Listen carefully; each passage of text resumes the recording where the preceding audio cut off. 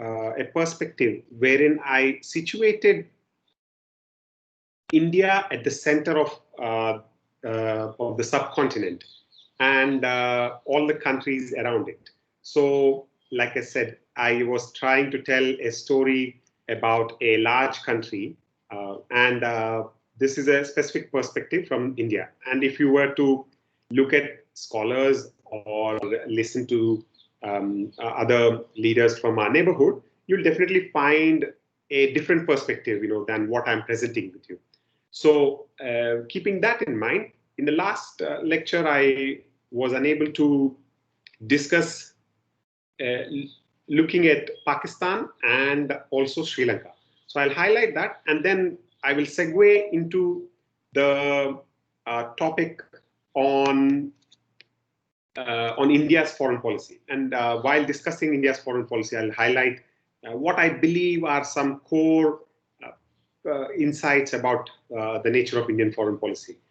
Of course, when you hear from His Excellency Dinesh Bhatia, you will also get a specific perspective from a practitioner, but this is a scholarly analysis, and this perspective is also going to keep a longer focus of Indian foreign policy, and I think the ambassador will be able to give some concrete insights on the current issues facing current issues between India and Argentina, or India and South America in general. So, when looking at our neighborhood and looking at Pakistan, these are a few points worth highlighting. One, of course, the history, and the history is in a way conjoined. So, India and Pakistan were born at the same moment, and the birth pangs were deeply felt. And it's more than birth pangs; these were deep fissures in the partition of the subcontinent, where there was immense bloodshed. And one of the sad parts about the partition in 1947 is that the memory about this particular event, where several million people are estimated, close to 2 million people would have faced violence, and more than half of them would have also died. And tens of millions of people were displaced from their home overnight. And this particular fissure between India and Pakistan continues to persist. And the larger part of the story about India-Pakistan relationship is tied back to this partition moment. But there is another point also that I mentioned in the last lecture, which is about the geographical organization, where the partition ended up creating, in a way, two parts of Pakistan: one East Pakistan, which is today's Bangladesh, and another West Pakistan, which is today's Pakistan. And these were straddling this large Indian continent, and they continue to have a deeper impact on the relations in general. So history, in a way, tied to both tied to the partition is one. Another important aspect about the India and Pakistan relationship is the specific dynamic arising out of the contested claims over Jammu and Kashmir. And Kashmir is a strategically located area, and ironically, it was a area which was ruled by a Hindu king over a majority Muslim population. And when the British left India, they had left a legacy, in a way, wherein the areas which were not directly controlled by the British, erstwhile British Empire, were all in the form of various kingdoms. And the British, in my opinion, played really ugly, to say the least. And they gave a choice to these princely states, or those states which were indirectly under British occupation or control, a choice to join and be part of either India or with Pakistan. And this, has created a long-lasting dispute. And one of the major princely states is the state of Kashmir, where, as I said, was dominated in terms of the population by Muslims, but was ruled by a Hindu leader. And when the partition happened, Pakistan used force to claim Kashmir because it felt that it was a Muslim majority area and it should be rightfully be part of Pakistan, and which was opposed by India. And the ruler signed an agreement with the Indian government to get their help and beat off the Pakistani invasion. And this invasion was carried out both by regular and irregular troops. So Pakistan's relationship with India is a linchpin, in a way, to say about our neighborhood relationships also, because we are very keen about our relationship with Pakistan, and they also look at us in a very contested fashion, as I'll elaborate. So when in the context of the Pakistani foreign policy, India looms central. In, because we not only presented in a way they viewed us as a threat, and and in the war between India and Pakistan in 1965, Pakistan lost, and later on in 1971 they lost a large piece of their territory. So the animosity continues. And another thing that I want to also highlight with regarding to Pakistan is the role of the army. As you all know, in many countries, the military leadership tries to take a part in political administration, and they interfere. And inevitably, they lead to authoritarian forms of government. And Pakistan had the bad fate, I would say, of having the military play a very dominant role in Pakistani politics. They are, of course, their regular stratagem is to undermine democratically elected governments through military coups, and it has been the bane for all civilian leaders. And only in the last 2 cycles of election has the military stayed away. But that doesn't mean they are not playing an important role. The army also plays a very important role in other walks of life, say, for example, real estate. The Pakistani army has stakes in real estate. It has stakes in factories, which manufacture cement, or they also are in the business of milling flour. So the army plays a very dominant role, and this is until and unless I think Pakistan finds a way to establish a firmer civilian control over the military, their domestic politics are going to be affected, and in a way be less effective for the Pakistani people themselves.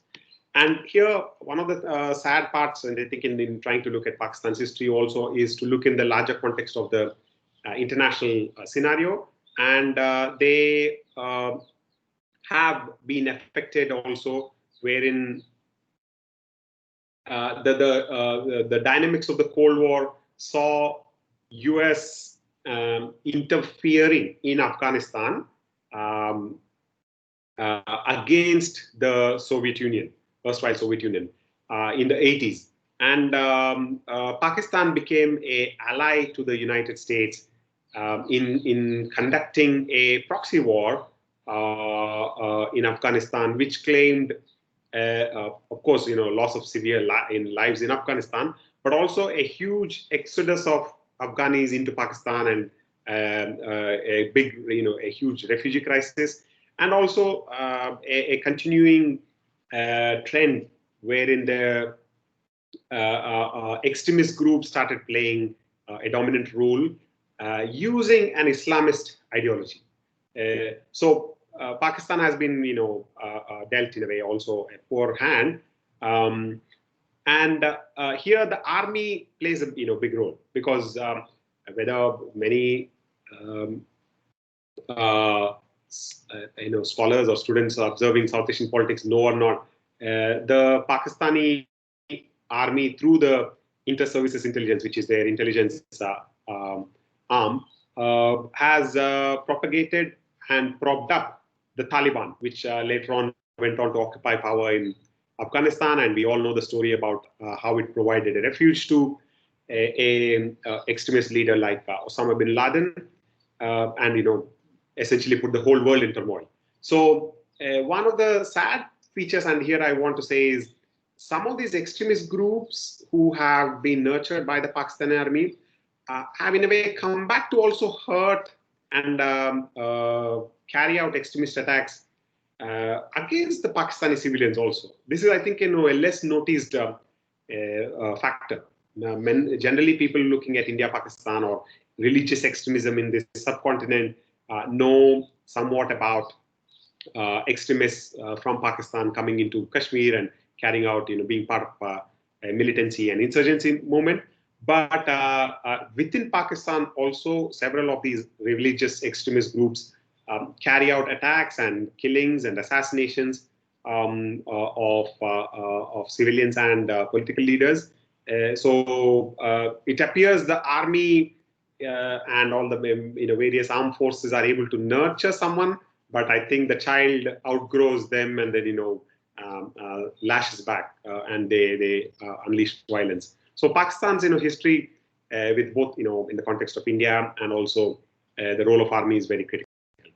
And here I would also point out to the thing about that we, if you're looking, and I think if the international community is interested, I think they have to invest more time with civilian governments. And there are issues in Pakistan, or rather, there is hope in Pakistan, because the last two governments have been civilian governments, and there was a peaceful change of power. And one only hopes that the democratic process continues to deepen. But without that, I think as we notice in different countries, wherever armed forces come to play a role, they take measures which are undemocratic, and they hurt interests of their own people, and also take poor decisions with regarding to their neighbors if there are any disputes. So that is something worth noting. And as I already mentioned, intervention in Afghanistan is a important matter where Pakistan has been involved, or especially in a way through the various armed forces and covert forces. And I have placed here that it's an obsession with India, and I am being a little bit harsher here, but their perspective is so centered on India, and I think.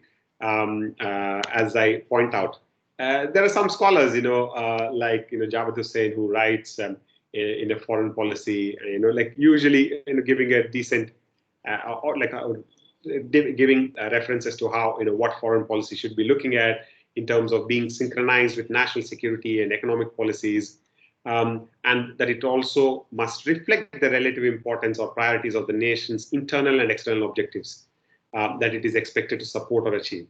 And it also, the foreign policy must also strike right balance between the attainment of short-term and long-term national objectives. So there is perspective in Pakistan, but they are really, tied also or wedded to their religious and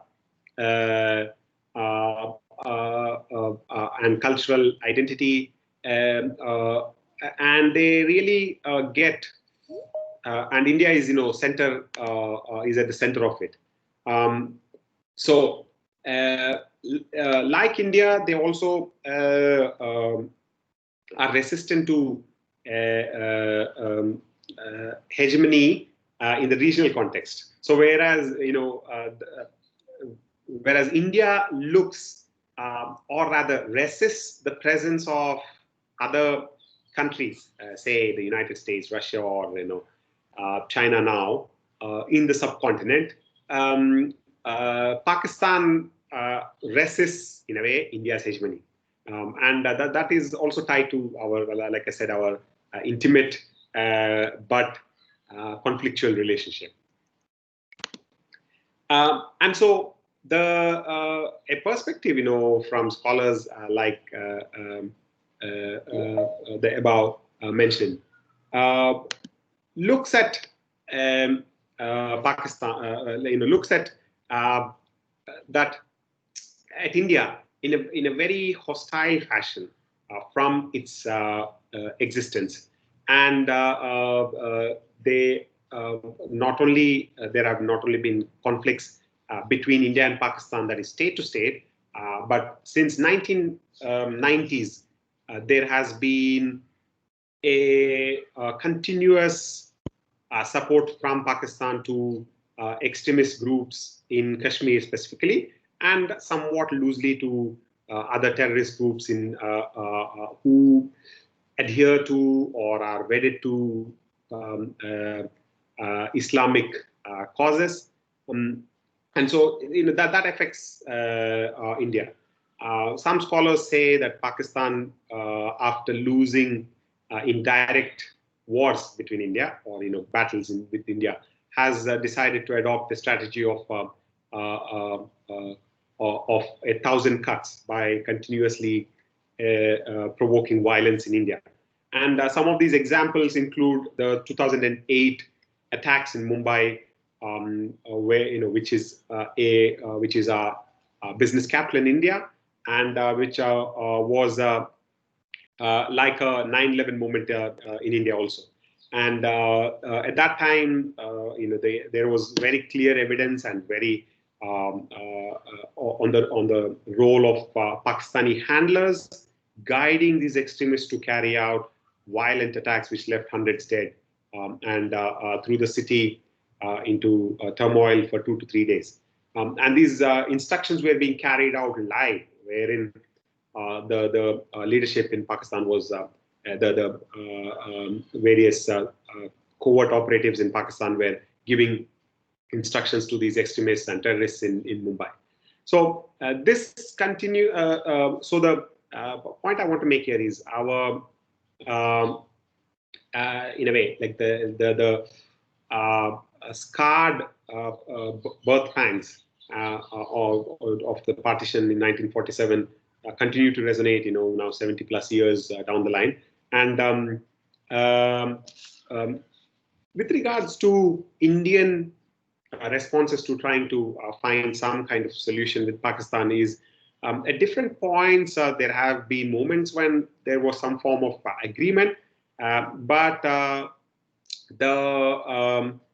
they continue to fail because in many ways, one I would say from the Indian context also, which is we are in we, when I say we, our government and the people at large are not prepared yet to settle our dispute. Although we say that we want to settle and all of that, but we have to actually prepare our population to be receptive to a solution with Pakistan.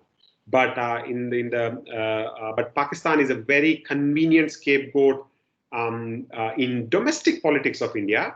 And it's very convenient for political parties, I would say, including the ruling party, to castigate Pakistan and not seek a solution.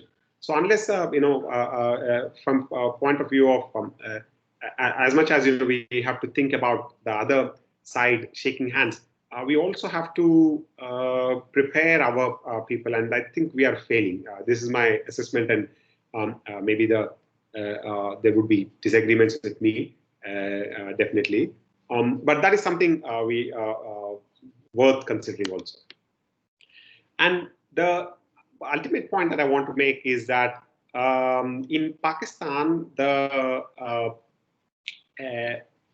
obsession with India, as I made a point, leads to leads Pakistan to view that a relationship with India is a zero-sum game, rather than possibly being or having any win-win kind of scenario. It has been reported that in early 2000s, when there was when the BJP, the current ruling party, along with its allies, and it was called as the National Democratic Alliance, and the then Prime Minister was Shri Atal Bihari Vajpayee. There were talks at the highest levels, and there were reports have been there was very good consensus to demarcate the boundaries as they existed, today. So the Kashmir, although it is claimed by India, parts of Kashmir are under direct Pakistani control, and so we have a international line in a way demarcating, which is called the line of control. And there was a part of the formula was to turn that line of control into an actual international boundary, but those talks failed, and we are 17, 18 years down the line, continuing to be have a poor relationship with Pakistan. So coming to Sri Lanka, again, if you look at Sri Lanka, it was also under direct British rule, and they gained independence from the British soon after India gained independence. And India supported, of course, not only in the subcontinent but elsewhere, the anti-colonial struggles. But in my opinion, we can, seem to have somewhat like a love-hate relationship. So we continue to support Sri Lanka in different ways. But as I shared opinion piece with the participants in this lecture, which was written by a former High Commissioner of Sri Lanka to India, Sri Lanka, from its position, also finds India's, in a way, interference, because I think all sovereign nations want to be sovereign and independent. So they also find it worrisome when India intervenes in their affairs, including their domestic affairs. So that, I think, creates some a dissonance there also. But one of the things that specifically makes the relationship between India and Sri Lanka complicated is the Tamil question. So the Tamils are a ethnic group who live in the southern part of India. So one of the states in the southern part of India is called as Tamil Nadu, where the major city was called as Madras and now Chennai. And the people of the same stock live in northern part of Sri Lanka, which is actually a very short distance across the ocean. And the Tamils are a minority in Sri Lanka. The dominant ethnic group is called as the Sinhalese. And there is also, apart from the ethnicity, there is also the religious dimension to it, where the Tamils largely adhere to Hinduism, but the Sinhalese adhere to Buddhism, and so that there is an additional dimension there. Of course, there are Christians in Sri Lanka, but they are a smaller smaller in number relatively. But so the minority group of Tamils in Sri Lanka have been seeking a greater say, and that hasn't come about. And it has led to violence in Sri Lanka, very severe violence in Sri Lanka, I would say, wherein from early 80s onwards, there was ethnic conflict which lasted until 2005 or 7. I make a mistake there, and the fight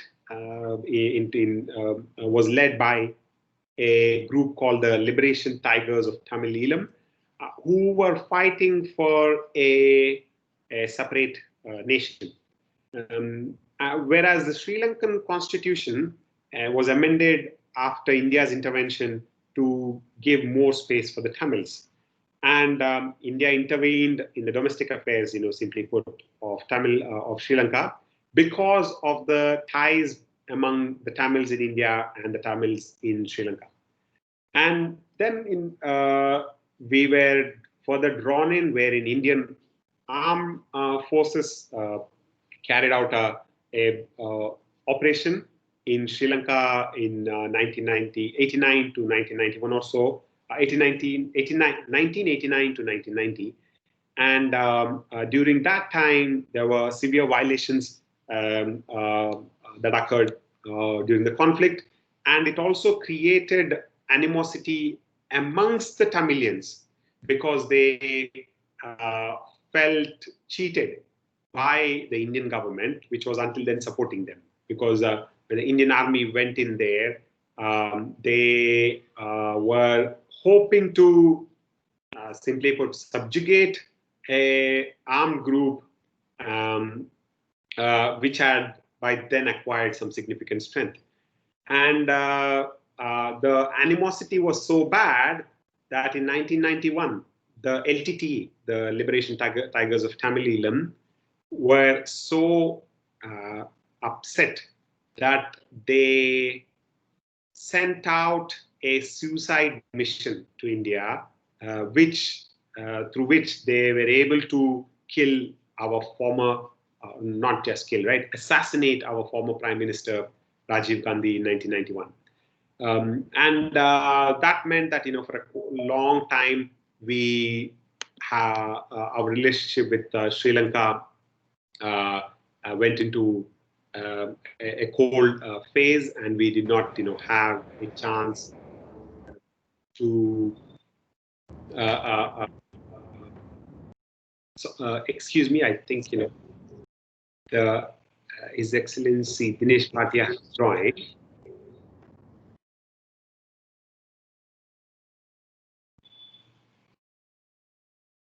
Okay. So after the assassination of our former Prime Minister, India, as you can imagine, was deeply hurt. And out of in a way, like an extreme reaction, we completely removed ourselves from the Sri Lankan matters. And the LTT grew in strength, and they continue to unleash a tremendous amount of violence, especially through tactics of using suicide bombers, including female suicide bombers. So the antagonism between the Tamils and the majority Sinhalese only deepened. And in early 2000s, in a way, I would assess that the fate of LTT was sealed because of the 9/11 attacks also again in the United States. The point I want to, or the connection that I would make here is the diasporic groups of Tamils living in different parts of the world, like United States, Canada, United Kingdom, or in Southeast Asia, in Singapore, Malaysia, and elsewhere, were supporting the LTT significantly with financial contributions. And the LTT used these to arm itself significantly. But as we all know, after 2001, the discourse at the international level completely shifted against any actor using violence. And especially the Counterterrorism Committee, which was established by the Security Council, took steps to really cut down cash flows to extremist groups.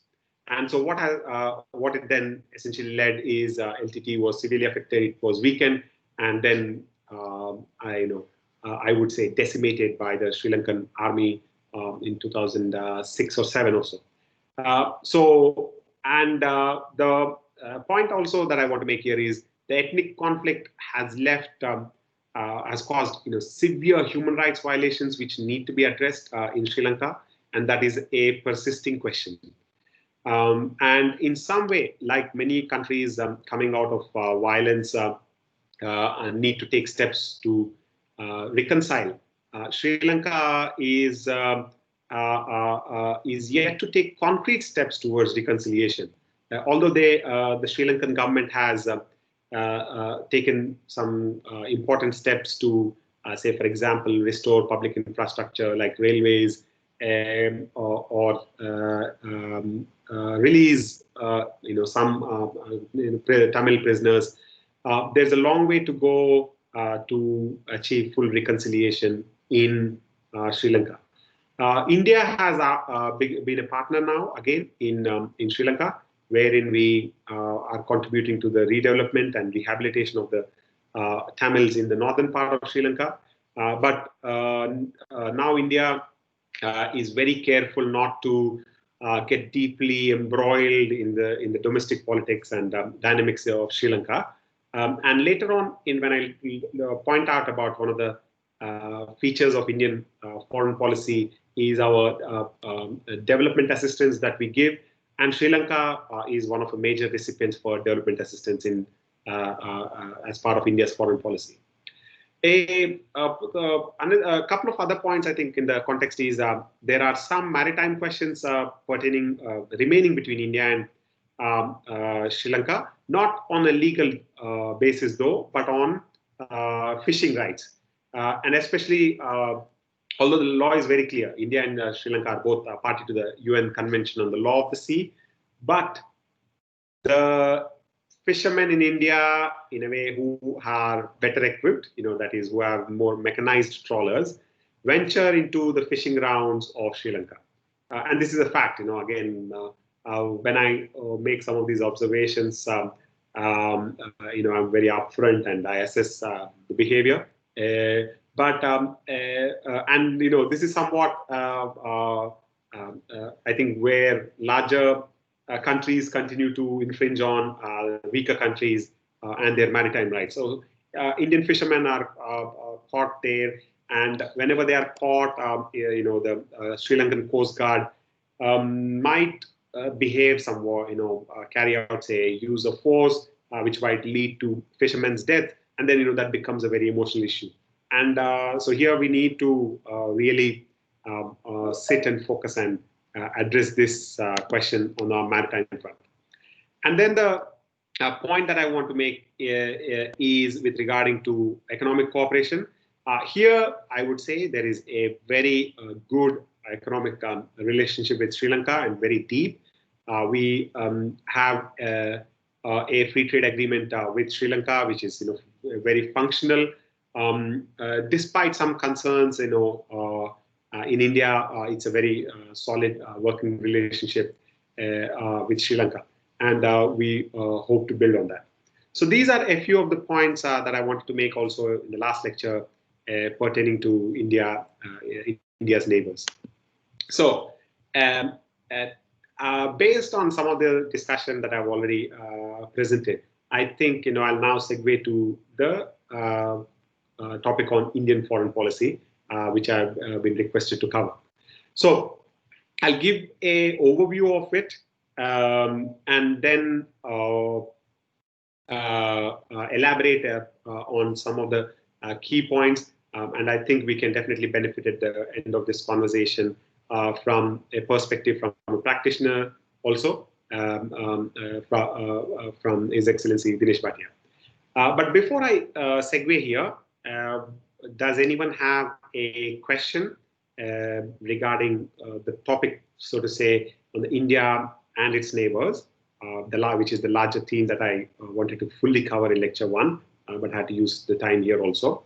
If anyone has a question, I would request you to please type in the chat box, because my bandwidth today is a little bit less, and I'm afraid that if we use the video feed, it might lead to some lag and disruption.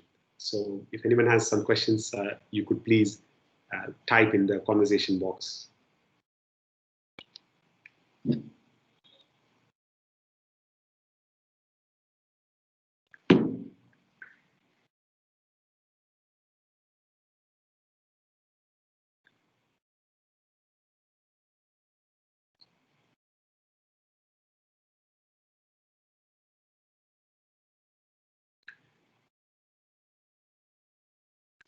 If you have any question or anything catches your mind, please type it at any time, and I will take a look at that question also. So coming to the topic on Indian foreign policy, what I want to say is I'll provide an overview on the Indian foreign policy, and in a way I want to say that it is executed quite remarkably well, despite a small diplomatic corps. I think on this point the ambassador will agree with me, that the diplomatic corps is relatively small for a country the size of India, and the ambitions we have both to serve our own people and also be a responsible citizen of the international community. And I will also look at the context of how nuclear weapons also play a role in the calculus of Indian foreign policy. Generally, when people look at India, they look at India as a peace-loving country. Our hallowed story of attaining independence through a non-violent struggle is well known around the world, and our advocacy for disarmament is also very well known.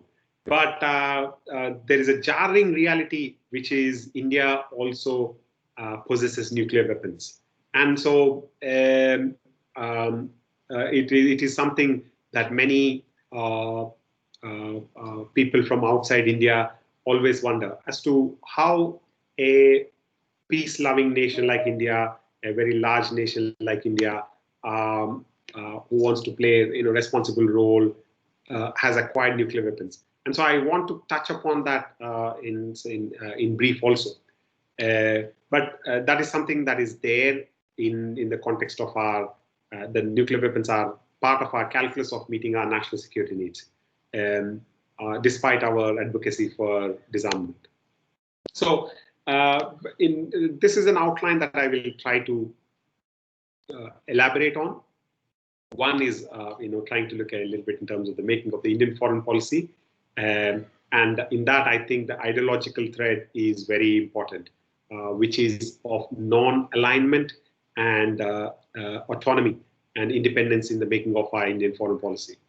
I'll also touch upon the diplomatic corps, which is the branch, as we all know, which carries out the various activities. And there is a point, on Indian foreign policy, which is on our regional interventions. And I think I realize now that I have, while different countries, I have touched on it, so I'll spend a little bit less time there. But I will definitely like to highlight the humanitarian assistance and development assistance that India provides, which is becoming an important part of our foreign policy. Of course, as I mentioned, nuclear weapons, I'll touch upon it. And I would also like to highlight one other important thing, which is India's role in various multilateral forums, especially the United Nations. And here, I think by looking at this particular aspect, we come to realize on how India takes its role in the international system with deep sincerity and contributes. And as a colleague of mine, Ambassador Mohan Kumar, who retired as India's ambassador to France, said, India has been advocating for certain positions in the multilateral fora, like the WTO, where it might have even, how to say, hurt its own interests also. But we took the moral high ground, and we continue to, in a way, fight for that. So he says, from a realpolitik perspective, it might, show that that might not have been a good strategy, rather a good tactic, but India plays a very important role.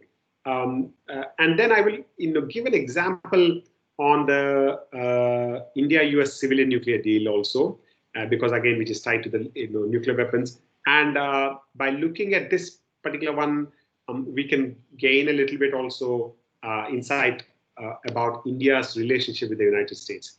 And a final point, I think, which defines Indian foreign policy is our aspirations of being a great power.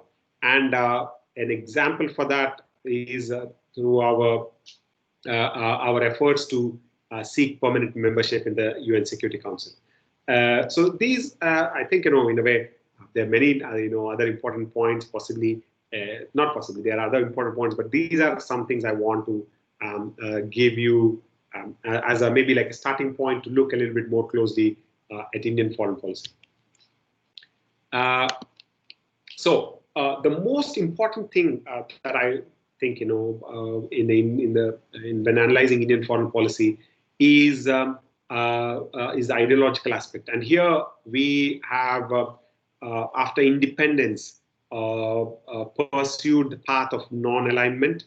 And many of you would know about the non-aligned movement, where India played a significant role along with various other countries in Asia and Africa, who took a position wherein they said that they are not going to be bound into alliances with either the United States or with the erstwhile Soviet Union. And they are going to engage with both with both the superpowers who were in a bitter Cold War. And India, in a way, epitomizes its practice, wherein we, to give a simple example, is when there was a conflict with China in 1962, India reached out to the United States for supply of arms and other kinds of weapons. And one might say that India was siding with the United States or taking a side. But a point that I want to make is that in one of the letters Jawaharlal Nehru, our first Prime Minister, wrote to the US government at that time, was that he wanted the US arms and ammunition. But he said that at the end of the conflict, if there were any arms and ammunition left, he intended to return them to the United States, so that we were not going to be completely besotted to the United States for its supply, for its help. So we were maintaining a kind of an attitude of dignified, friendly aloofness, but in moments of crisis, we were very realistic also. On the other hand, India also pursued a very close relationship with the erstwhile Soviet Union. In 1970, when we entered into a treaty of friendship and cooperation with the Soviet Union, and in a way, it brought us into the larger ambit of nuclear protection of the Soviet Union.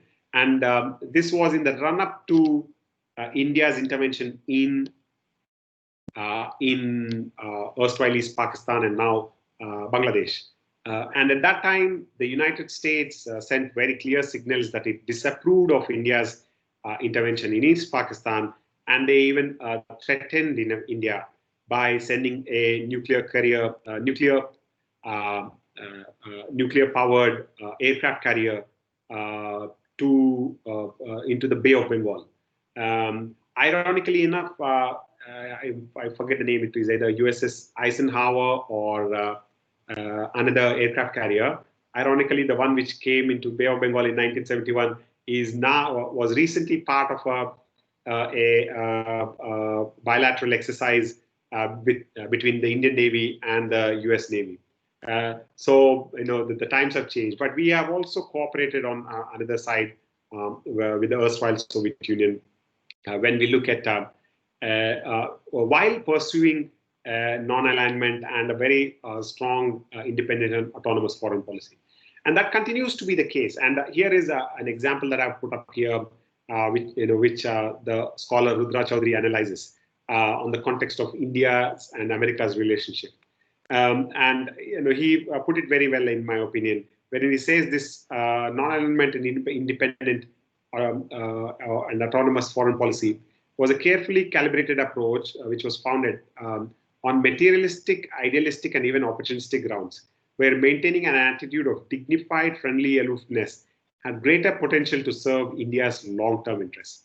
And we points out more specifically that there was little doubt that the value of non-involvement, even though it grated on the then president's strategic sensitivities, had been understood. And and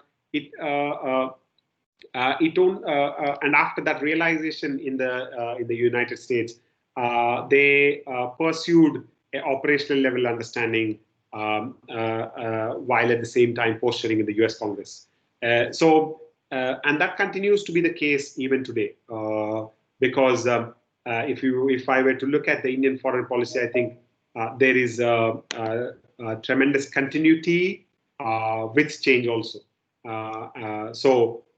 Today, some scholars are even articulating that this formulation could be in the form of multi-alignment than non-alignment, previously. But here, the point is that we are very sensitive to maintaining a very strong and independent foreign policy, which I've even pointed out in the lecture 1. So this is something that is very defining of the Indian foreign policy. A second thing, as I mentioned, is the diplomatic corps. And here I would like to point out that we have a really strong professional service, which is part of the Indian bureaucratic system called the Indian Foreign Service. And this is a professional corps that is drawn in, one can say, among the best and brightest aspirants among the Indian youth who want to join the government. And I would say until recently, the Indian Foreign Service was the most preferred choice of anyone joining the Indian civil service bureaucracy.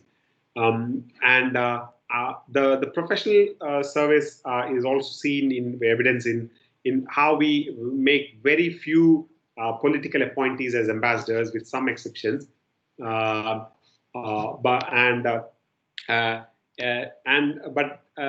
the point that I want to make here is that the diplomatic corps is quite small, and according to the first Secretary General of the Ministry of External Affairs, at that time they needed at least 1,200, and there were only around 410 personnel who could provide this service. And the present strength is around 4,000 or so, which is less than Singapore, and they represent India in, I think, more than 162 missions, and I might be incorrect in the specific number that I've given. I need to update it, but significant presence around the world. So this particular diplomatic corps, I think, with a very strong professional attitude and capability, serves the Indian foreign policy very well. And in conversations, with ex-diplomats, what they point out is to advocate, on behalf of India. And one of the things that they sincerely and they point out is that when they join the academy, they are asked to reflect on what is called as Gandhiji's talisman. And Gandhiji at one point had said that if you were ever in doubt, you should think about the poorest person that you might have possibly met, and examine whether the next steps you are going to take will have some kind of positive effect on that poorest person. And so this kind of talismanic perspective is something embedded in the Indian Foreign Service personnel, and they carry out with that spirit to serve the people of India, despite what I said as a small strength, professionally. And that is, I think, worth noting, because given a small size, the professional service has been able to leave a good impact, and I'll elaborate a little bit more later. The other thing that I mentioned is with regarding to our regional interventions, and East Pakistan is in 1971 is been, I think, dealt in some depth already. But simply put, when India intervened in 1971, I would say that the Indian foreign policy apparatus, and also Prime Minister, the then Prime Minister Indira Gandhi, were able to, despite significant concerns by great powers like the United States and China and others, they were able to articulate the need for intervention. And here I actually highlight the point about regional intervention, and wherein India carried out all of them, I would say, unilaterally. But today, India, when it comes to the point of intervention, or more specifically in the name of humanitarian intervention, we are very severely against it. But here, I think, the intervention primarily was necessitated due to the large influx of millions of people from erstwhile East Pakistan into India. And India found that it faced a clear threat to its national security, and supported in what it saw as clearly as a popular movement in East Pakistan to fight for independence. And so we intervened there, and as I already mentioned about how we entered into a treaty of friendship and cooperation with the Soviet Union, even got ourselves protection, so to say, and leveraged the Cold War dynamics actually to intervene. On the other hand, India has also intervened in Maldives, wherein this then civilian government was there was a military coup in Maldives, and India carried out a covert operation wherein our special forces intervened on very short notice in Maldives to restore the civilian government. And as I earlier pointed out also, when referring to Maldives, they have a close relationship with India. So here we have been taking a direct part in our neighborhood. And in Sri Lanka, as I again mentioned, in 88, 89, we intervened in Sri Lanka, and sadly, that led to a complete turmoil, wherein we were initially supporting the separatist group, which is LGT, but later on we got embroiled, and we were then trying to compel them to be part of the larger agreement, that we had with Sri Lanka, which is you could say, a complete mess. So we had some, I would say, in looking at interventions which define Indian foreign policy, the 71 and 88 are successes, but I think the 1988 is a complete fiasco to me. So a small point, I think, that is worth noting is the learning and that India seems to have done is to now become more cautious and very clear in not intervening, And if we look at the debate and discourse of India, especially in the United Nations, we seem to bring our experience, past experience also, to caution the international community from rushing in and intervening in different countries. So this is one way I interpret it, because and I think it's a positive thing, because if we don't learn the lessons of failures, we will continue to make mistakes. And here we now are very cautious about this whole humanitarian intervention as a concept also. Looking at another dimension of the Indian foreign policy, and what I've already referred is the armed forces, intervening. But I think a more important strand that is emerging with regarding to Indian foreign policy is the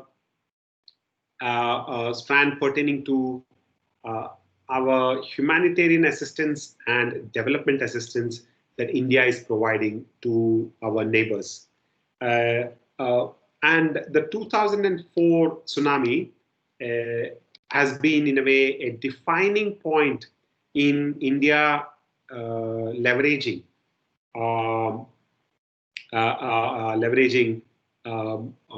the strengths it had, especially with the armed forces, to reach out and provide humanitarian assistance.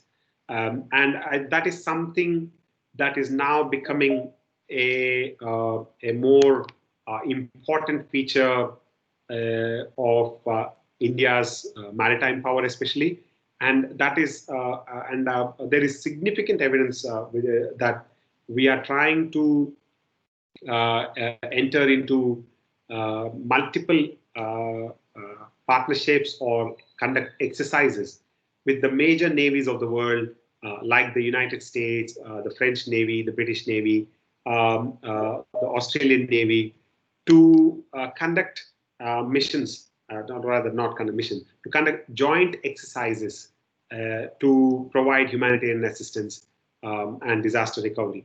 And so that is one way I interpret in a more positive use of our armed forces capability also in the Indian subcontinent. And considering that the various challenges that face the world today of different kinds of disasters, including pandemic, like the present one, I think this is one area where we where Indian foreign policy is very visible. And as we speak right now, India is carrying out another humanitarian assistance mission, which is called as Vande Bharat, wherein Indians who are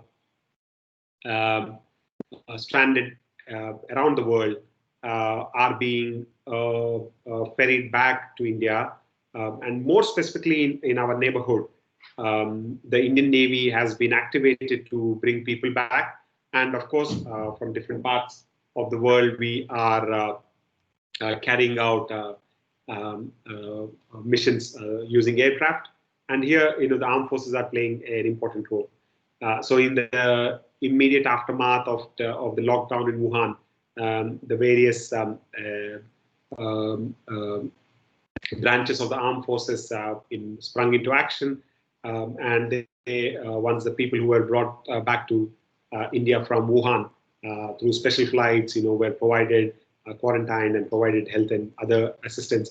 And I think this dimension is something that will become more and more important. You can, I think, even think in terms of a country like China, because as China's interests expand around the world, they are only going to, or rather their armed forces are also going to be called upon to undertake different missions. So India has, in providing humanitarian assistance to our neighbors, so when there more recently after civil violence and unrest and civil war is happening in Yemen, India carried out several sorties through various ships, Indian naval ships, to bring stranded civilians from Yemen, which included Chinese who were brought out. Similarly, so we are gaining more and more experience, and there is more and more practical steps that India is taking in providing humanitarian assistance and disaster recovery that I want. I think that's worth focusing on when we think about Indian foreign policy also. And complementing the humanitarian assistance and disaster recovery is the development assistance which is provided by India. And here, what the graph that is reflected here, it's part of the Indian Development Cooperation Research, which is carried out by at a think tank here in New Delhi. What they have clearly pointed out and assessed is there are these three specific features regarding India's development assistance. One is grants. This is I think typical to the larger practices in international development assistance. India, also offers some grants, but these are not huge. And I'll share some figures in the next slides or so. But I think these are impactful. So that's, I think, something worth focusing on. A second thing is training, and this in a more formal way, it is referred to as technical assistance, which is managed by the technical assistance program within the Ministry of External Affairs. And here they engage in providing different kinds of training programs, and a significant number of bureaucratic personnel from Asia and Africa are trained at the bureaucratic institutions or the bureaucratic training schools here in India. And these actually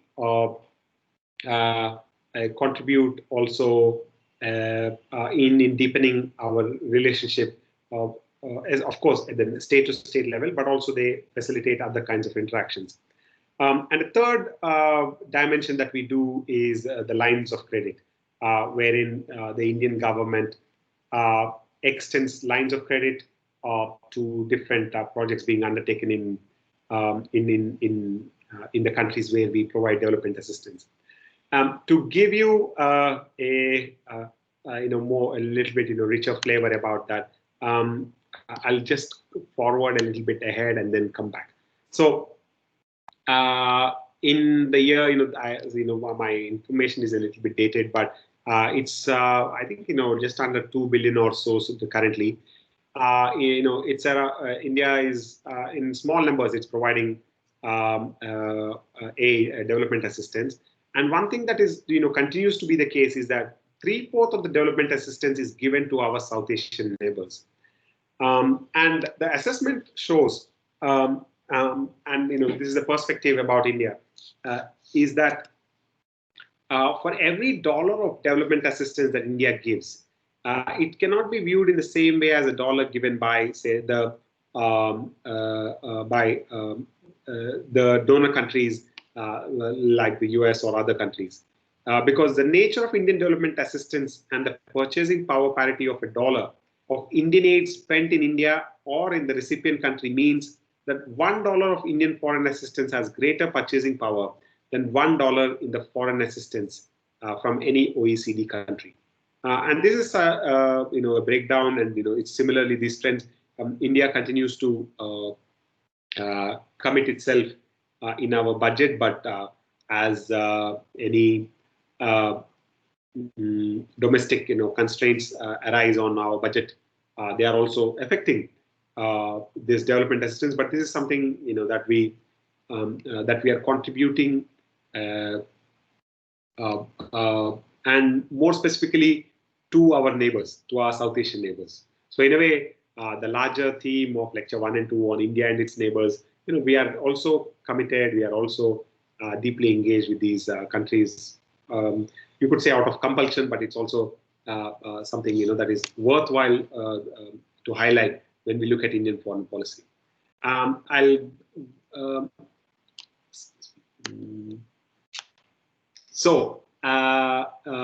When it comes to the Indian technical and economic cooperation, which is providing training and others, we provided, as an example, around 8,280 slots in 2013. That's the number of personnel or civil administrators and bureaucrats from those countries interested in availing of India's technical expertise come to India.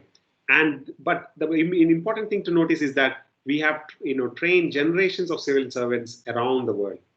This goes back to 1960s, and so we in the last decade or so, they are adding further other kinds of initiatives to its practice of development cooperation. Like I mentioned about the 3 dimensions, this continues to be, and this is an important part of the MEA.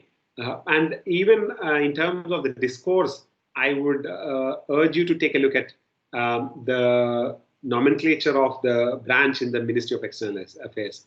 It is the Development Partnership Agreement, and it's not aid. We don't when in the Indian foreign policy, it's not articulated as aid, as we are giving or granting, but as being in partnership with the country that is receiving this aid. So to give a more concrete perspective on this, on the nature of this India's development assistance program, these are the features. One, it is demand driven. That is, the recipient country identifies a specific project or a specific need to which India considers and provides support. Second thing, it's largely given without conditionalities. And third, it's administered in also a decentralized manner, although it is coordinated with the Development Partnership Administration in the MEA. And here, when I talk about a little decentralized manner, is depending on the nature of technical cooperation that a recipient country asks, the particular branch of the Indian bureaucracy, say if a country needs assistance in the area of agriculture, the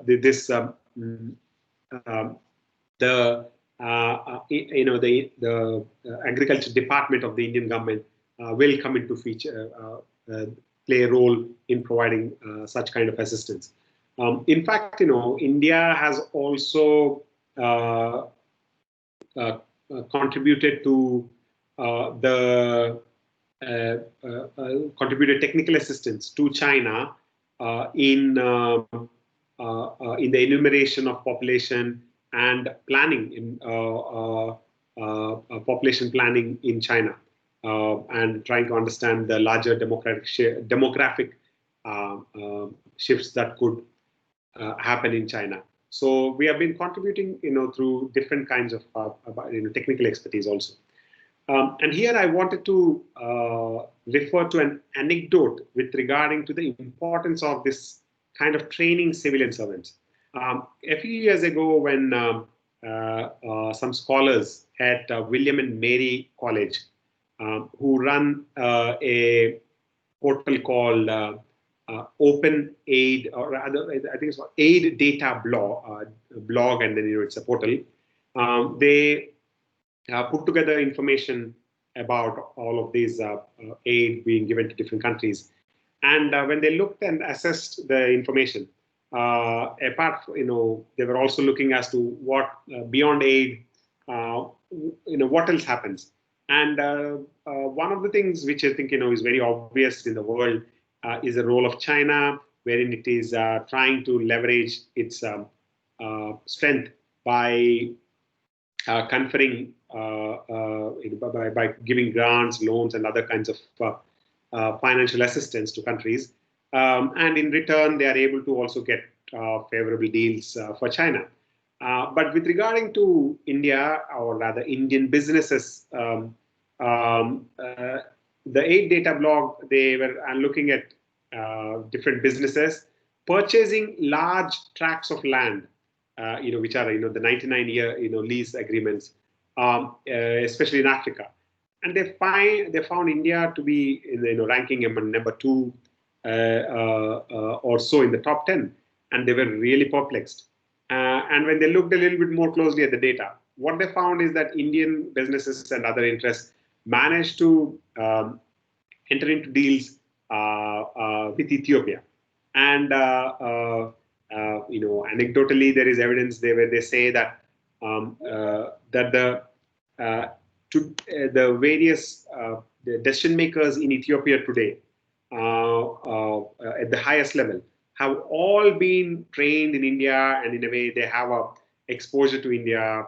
There is a kind of a cultural connect, you could say, and friendship that has facilitated Indian business to do well in Ethiopia.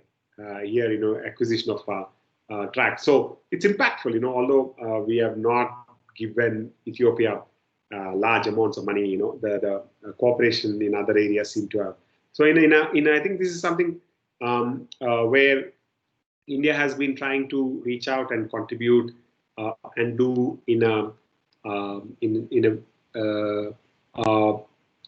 fashion which is beneficial to the recipient country, and out of which it has also benefited.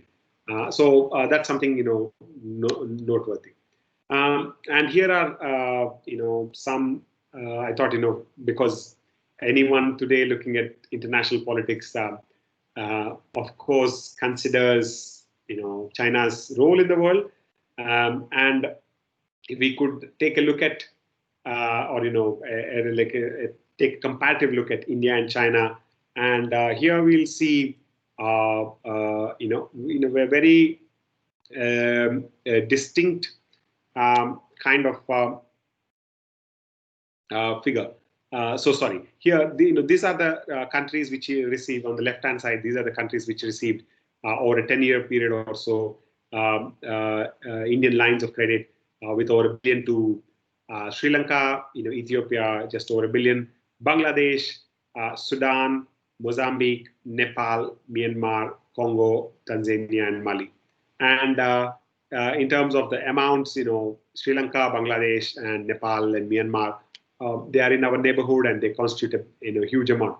But if you were to take a look at China's official development assistance, Sri Lanka, which is actually in this is in the way below, received $2.8 billion dollars from China, and continues to has received even more now as part of the larger Belt and Road Initiative, and so China's official development assistance completely dwarfs any contribution made by India.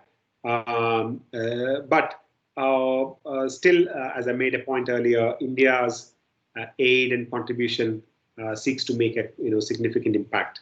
That's, I think, worth noting. This is again is data from the William and Mary College Scholars' aid data blog, wherein they point out they have also gathered information on China because there is there's no transparency pertaining to its flows. They have categorized this as other official flows, and they find this is all data before BRI took off. So I think scholars now might be following the BRI. So but I still thought I'll highlight some of the information from an earlier period of time. And China has, has been contributing or leveraging its capability in a significant way. So so when India is doing its development assistance, it's small, but I think it's very impactful, and that is what another important things to notice about Indian foreign policy. The context of nuclear weapons here, which I continue. India is a very strong advocate for disarmament at the international level, and it has been taking a significant role around this in the Committee on Disarmament in the General Assembly, India even contributed significantly in the run-up to the adoption of the Nuclear Non-Proliferation Treaty in 1968. But the here the question about nuclear weapons also closely ties to India's role in the multilateral forum. But what we find is that India realized that that the international community, which advocated, and especially the great powers, although they advocated for disarmament, they were not going to take concrete steps to reduce the nuclear weapons that they have. And furthermore, what India realized is that the Nuclear Non-Proliferation Treaty, as it is written and agreed upon, essentially established a clear kind of dichotomy between the nuclear haves and the nuclear have-nots. And that is in the articulation that we find, which is called as in the Nuclear Non-Proliferation Treaty, it refers to those countries which conducted a nuclear test before 1968. I forget the specific month and day, but before 1968, as a nuclear weapon state, and the rest of the countries as, non-nuclear weapon states. And what they essentially, meant is that they prohibited all these non-nuclear weapon states from,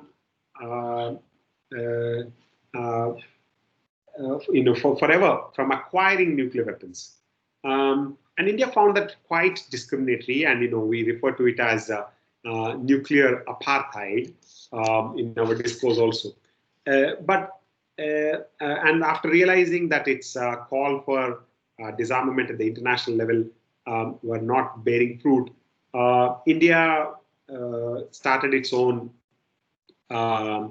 nuclear weapons program, and in 1974 conducted what we articulated at that time as the peaceful nuclear explosion. Scholars might, people might critique that there's nothing peaceful about a nuclear explosion, but this is I think the discourse power that we like to leverage also. But more specifically, India continued to keep its options open, and crossed the Rubicon. Now, this is a title, of a book by one of our India's eminent scholars, Dr. C. Rajamohan, who refers to the 1998 nuclear tests, when India declared itself as possessing nuclear weapons. And the logic and comprehension largely in India is very clear in the security community. That is, these nuclear weapons are a security against the threat posed by China. Now, we don't really loudly proclaim this. And in fact, at that time in 1998, when the defense minister claimed that we acquired the nuclear weapons because of our northern neighbor, the Indian government was very clear in in trying to silence the silence this particular speech that was made and underplay this speech. But India has viewed these nuclear weapons as a kind of a security against China. But also the dynamic of Pakistan played a role in India pursuing nuclear weapons, because Pakistan was able to leverage its close relationship with the United States and pursue a clandestine nuclear program. And in 1998, when we conducted the tests on, I think if I'm not wrong, May 9th or so, Pakistan conducted nuclear tests within a week of our testing. So which clearly shows that they already had the capability, and it was just a question of time that they were willing to show their hand or play their hand. So the nuclear weapons are in that sense tied to our regional dynamics also. But the larger point is India views looks at the nuclear weapons as providing security to itself. So despite our wish for a peace, more steps in disarmament, we have come to acquire nuclear weapons. And at least to the extent that I interpret India's willingness or sincerity about these nuclear weapons is our no first use doctrine. This is a very clearly articulated doctrine in India that India intends to never use the nuclear weapons. So we are not going to engage in first strike or use nuclear weapons, but we are going to use them as a second strike capability. And so we continue to strengthen our second strike capability by looking for options of land-based, air-based, and submarine-based front, and we are taking active steps towards reaching that second strike capability. And closely, this I think is definitely a dimension worth noting, because we are seen as a country which articulates for disarmament, as a big, strong advocate for disarmament, but we possess such horrendous weapons, so to say. Before I'll go back to the point about multilateral forums, but I want to link actually the point about the India and the US civilian nuclear deal. And this is I would say, a good example of Indian foreign policy's operations, working optimally. And the reason I say is that the Nuclear Non-Proliferation Treaty clearly prohibits or declaring any other country beyond the P5 as nuclear weapon states. But India managed to engage the US, and in 2006 enter into a civilian deal with the US, wherein we were able to convince the US, which then convinced the international community, to remove the restrictions on India from engaging in nuclear trade at the international level. As some of you might know, in the larger steps that the international community takes to ensure that nuclear non-proliferation doesn't happen is there's a cohort of nuclear suppliers group who restrict access to countries, any country proliferating nuclear weapons and technology, and and especially all those countries declared as non-nuclear weapon states, including India, under the NPT. So we are outside the club of this, but India entered into a bilateral deal with the Soviet Union. Sorry, my mistake. With the United States in 2006, which led to a plan wherein India has demarcated our nuclear reactors into one set of, if I'm not wrong, 8 nuclear installations, which are designated as purely for military purpose, and 16 other installations as for the purpose of civilian use. And so there is very good evidence that India lobbied extensively, and in the US, our diplomatic community and other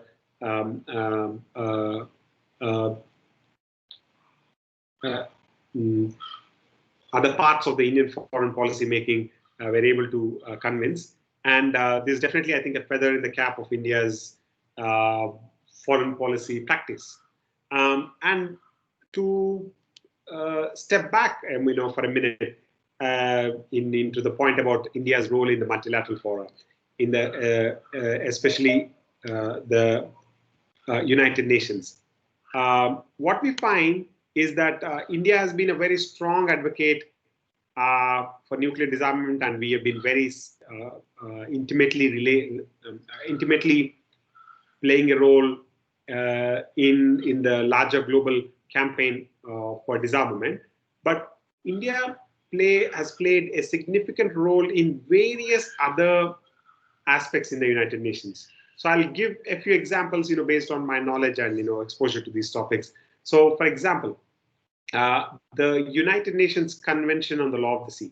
India has been there from the beginning. I think 1956 onwards, I think, when the first conference on the UN Convention on the Law of the Sea started. And in the last, large and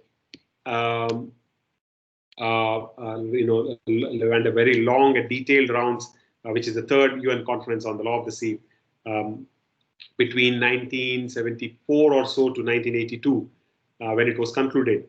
India played a central role in contributing to different aspects of the emerging body of international law around the law of the sea. So we were able to, for example, on the question about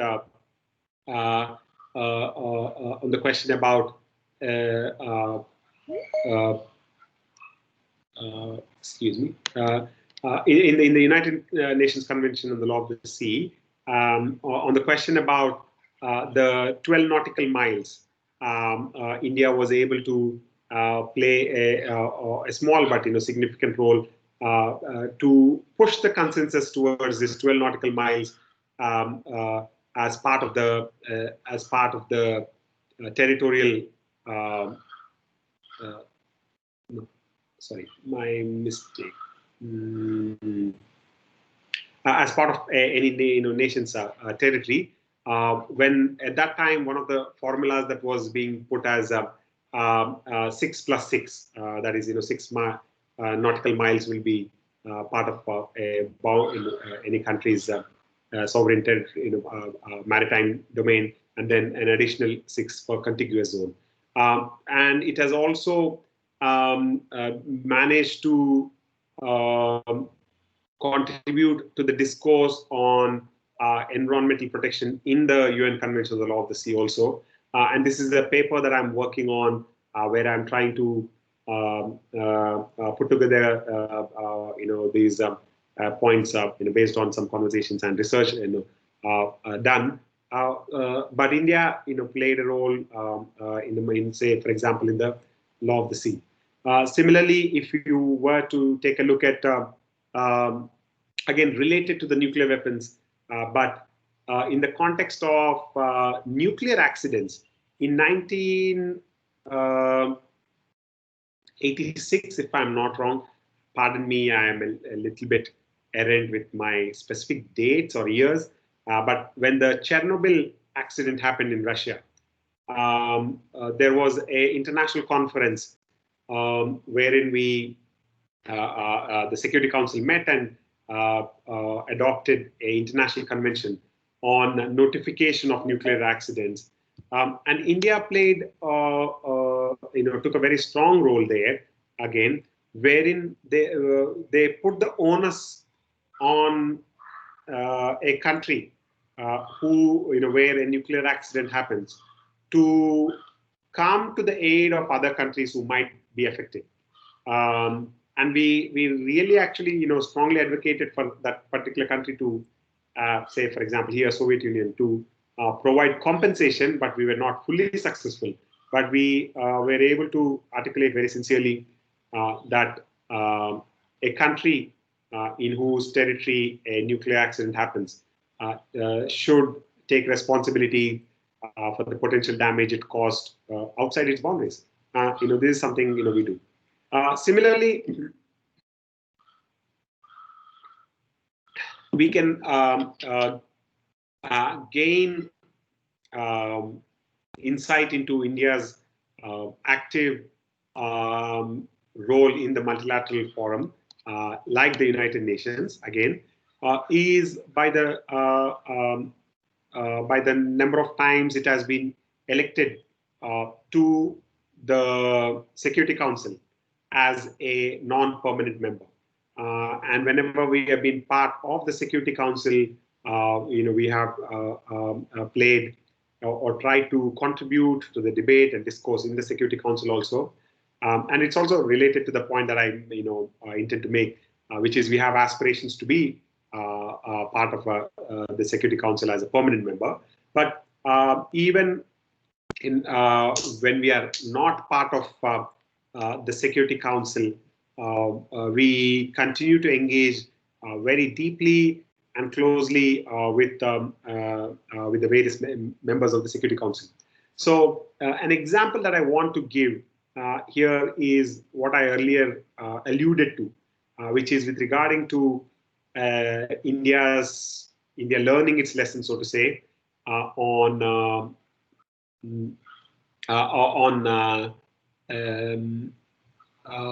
interventions. In 2005 or so, at that time, India was also a member of the Security Council as a non-permanent member for a 2-year term. And at that time, Ambassador Hardeep Singh Puri, who is now part of the cabinet of the government of India at the moment, he was very clear in cautioning the international community from intervening in Libya. And the reason, he pointed out, and in many ways, his warnings have come, have been prophetic, because he pointed out that despite the fulminations of Gaddafi to attack the city of Benghazi and raze it to the ground, he cautioned that that the international community did not exhaust all other means, specifically peaceful means, before using use of force or authorizing use of force in the Security Council, because he said it was not such a clear-cut case. I think so India plays a role in the multilateral fora. Another example that I would like to make is, and this is again a research topic that I'm elaborating now, is on India in the World Trade Organization.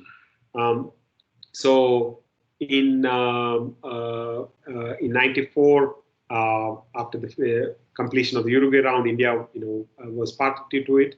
But at that time, India, long before the WTO, and more specifically the GATT and other negotiations, India has taken a very strong position for special and differential treatment, which enabled many of the developing countries to have additional time to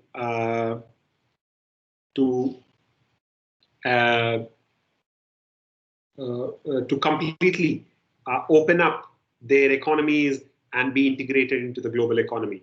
And so, and many of the developing countries have benefited significantly by such an articulation.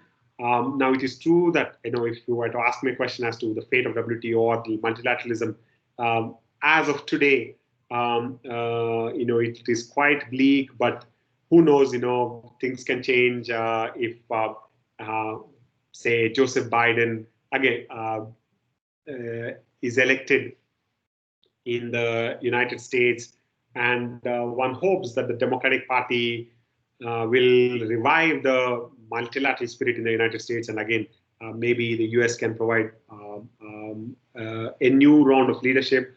But in the various international and multilateral fora, India plays a very important role that I wanted to highlight. And another way to look at this is when it comes to taking use of force or other actions, India is very careful or rather, India does not support unilateral actions like the actions of the United States in invading Iraq in 2003. We clearly opposed it. And what we said is that if there was a consensus and there was a Security Council resolution, we could be part of something. But without an authorization in the United Nations, we were very clear that we are not going to support the invasion. And so I think in this way, we can see how Indian foreign policy is, by playing an active role in the multilateral level, is able to contribute to both its own, welfare and interest, and also to the larger international community. And the other point to note is India, has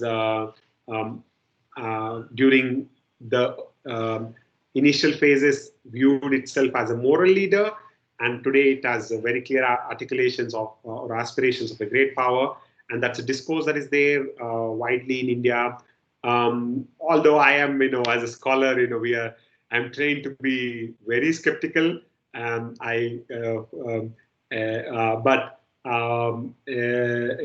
I feel, in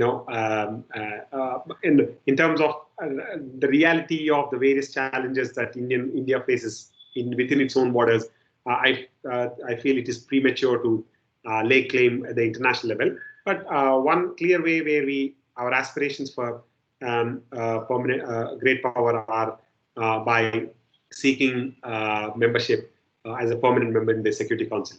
And if you're following the debates and discussions around the Security Council reform, we definitely find other aspirations from, of course, from South America, including your, I wonder, Brazil shares a border. I think, yeah, Brazil does share a border with Argentina. So Brazil, is a contender in a way, or South Africa, or Japan for that matter. And that's largely tied into the global politics of expansion of the Security Council. But India does view itself as a responsible member of the international community, and feels it is eligible to be part of the Security Council as a permanent member. And so I'll stop here, and if anyone has any questions or comments, definitely I'll take some now. If you're interested on perspectives from here, I tweet at ready or not, and I have also shared my email. So if anyone has questions following this lecture, you're more than welcome to reach out or comment. So I open up the floor now for questions.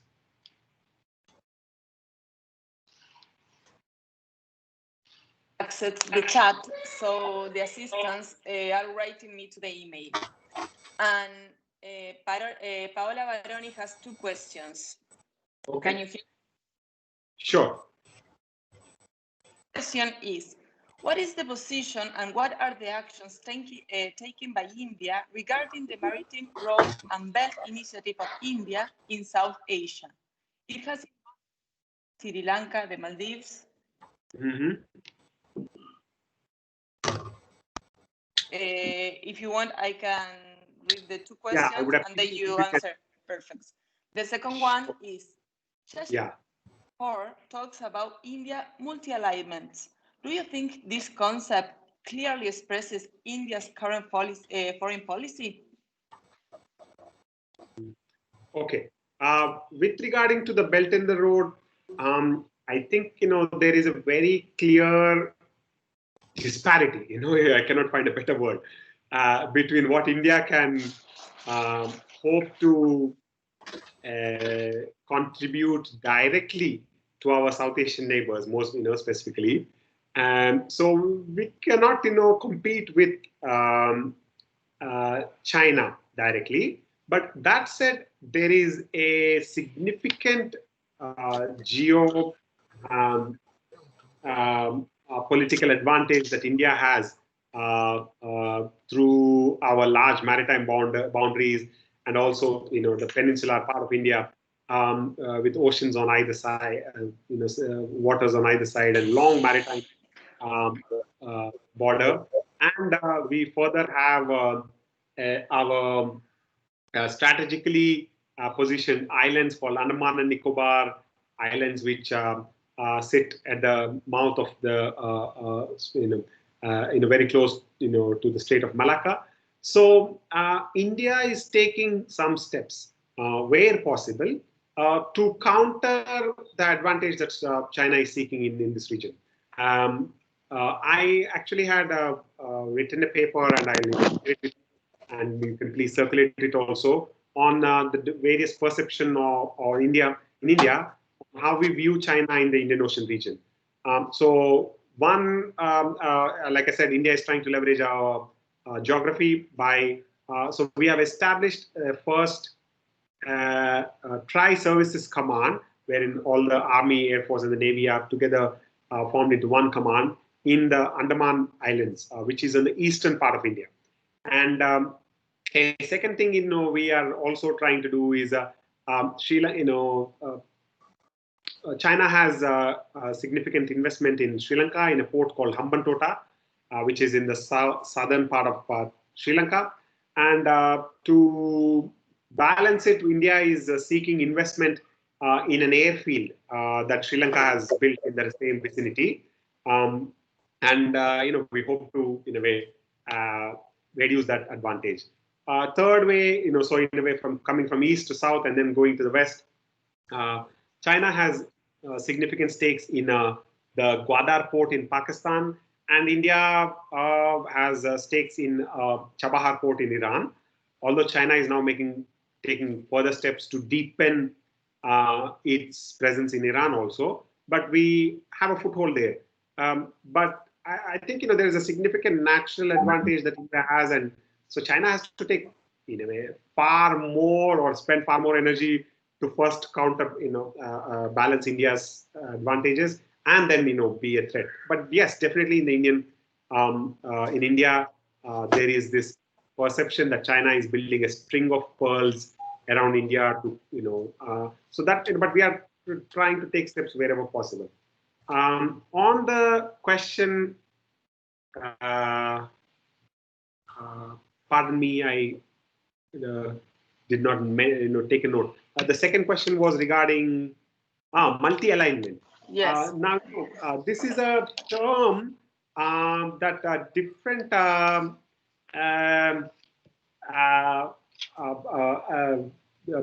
diplomats and also some of the scholars have been using. I don't think it has been given fully, how to say, as multi-alignment has been articulated as a doctrine or, like a formal, policy. But we could infer by saying that, in India, in seeking partnerships with other countries, especially in the maritime,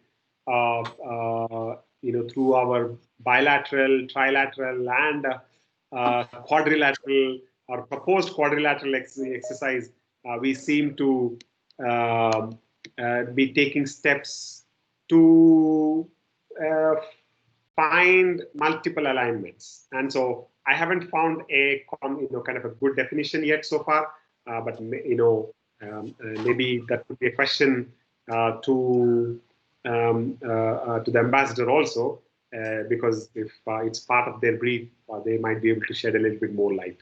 But this is a word that's being used. So I would think India would like to seek alignment with countries on trade positions also, and strengthen.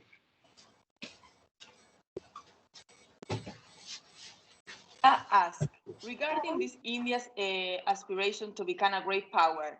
In his opinion, and thinking some questioning India introduced during the 2 years at the Security Council, India would counter power position, something from the south, or most likely, India will act to keep the international structure untouched.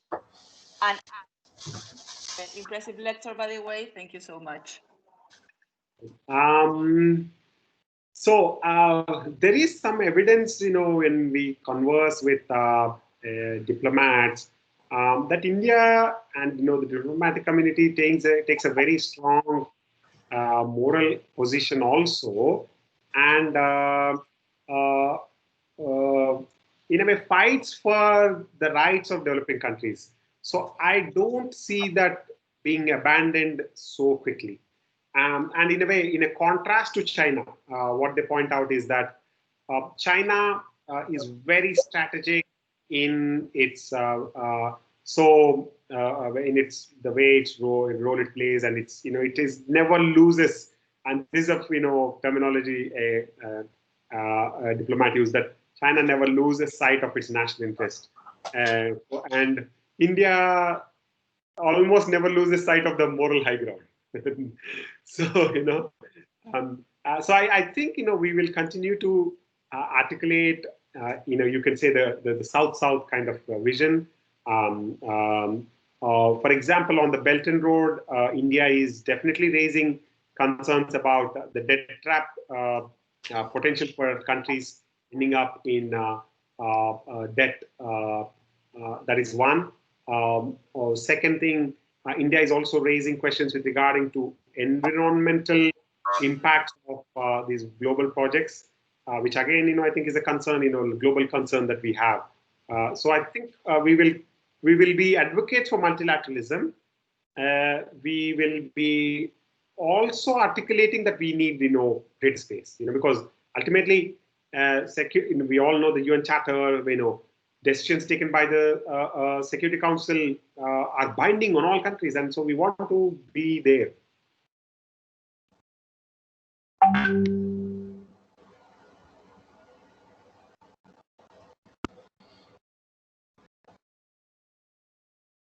We would like to thank a lot for the two lectures.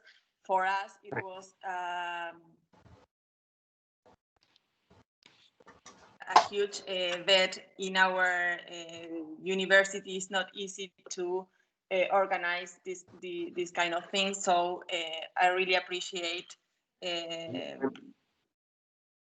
My pleasure. Global University too. You are part of that university, and they let you give us the lecture to us. Norberto Consani is here too, the director of the International Institute, the Institute of Relations, sorry. It's our will to bring you next year to give us PhD credits, so we are going to work in order to do so. And I don't know if the ambassador is already here, but as I say by email to the assistants, today we are going to have the ambassador Dinesh Bhatia here with us too.